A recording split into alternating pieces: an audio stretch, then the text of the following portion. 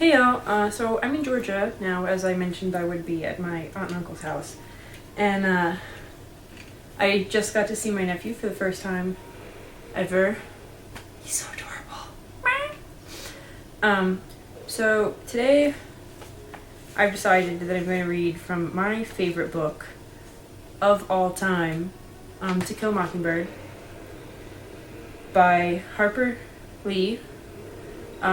This is my copy and it's like falling apart. It's all beat up. I read it all the time. It's my favorite book. So anyway, without further ado, I'm gonna get started. When he was nearly 13, my brother Jem got his arm badly broken at the elbow. When it healed, and Jem's fears of never being able to play football were assuaged, he was seldom self-conscious about his injury. His left arm was somewhat shorter than his right, and when he stood or walked, the back of his hand was at right angles to his body, his thumb parallel to his thigh. He couldn't have cared less, so long as he could pass and punt. When enough years had gone by to enable us to look back on them, we sometimes discussed the events leading to his accident. I maintain that the Ewells started it all, but Jem, who was 4 years my senior, said it started long before that. He said it began the summer Dale came to us, when Dale first gave us the idea of making Boo Radley come out. I said if he wanted to take a broad view of the thing, it really began with Andrew Jackson. If General Jackson hadn't run the creeks up the creek, Simon Finch never would have paddled up the Alabama, and where would we be if he hadn't?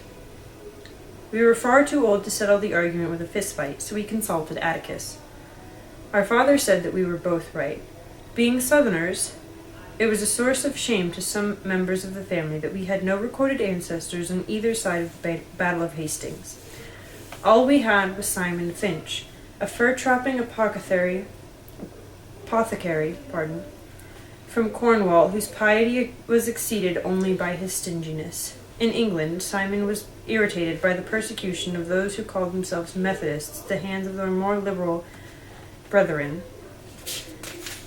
And as Simon called himself a Methodist, he worked his way across the Atlantic to Philadelphia, thence to Jamaica, thence to Mobile, and up to St. Stephen's. Mindful of John Wesley's strictures on the use of many words in buying and selling, Simon made a pile practicing medicine. But in this pursuit he was unhappy, lest he be tempted into doing what he knew was not for the glory of God, as the putting on of gold and costly apparel. So Simon, having forgotten his teacher's dictum on the possession of human chattels, bought 3 slaves, and with their aid established a homestead on the banks of the Alabama River, some 40 miles above St. Stephen's. He returned to St. Stephen's only once, to find a wife, and with her established a line that ran high in daughters. Simon lived to be of an impressive age, and died rich. It was customary for the men in the family to remain on Simon's homestead, Finch's Landing, and to make their living from cotton. The place was self-sufficient, modest in comparison with the empires around it. The landing nevertheless produced everything required to sustain life, except ice, wheat, flour, and articles of clothing, supplied by riverboats from Mobile.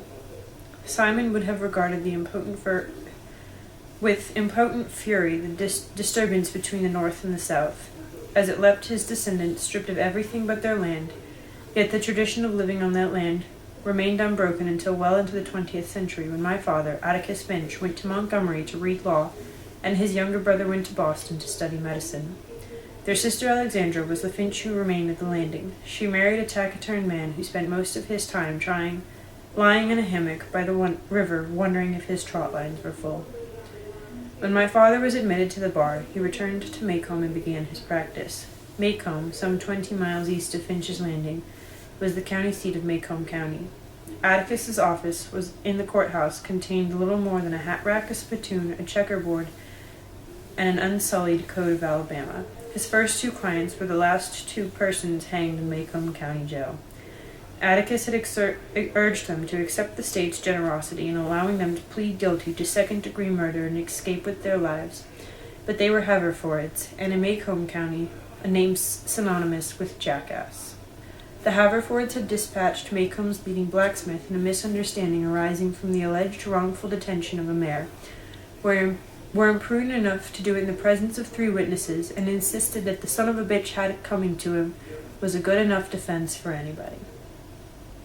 They persisted in pleading not guilty to first-degree murder, so there was nothing much Atticus could do for his clients except to be present at their departure, an occasion that was probably the beginning of my father's profound distaste for the practice of criminal law.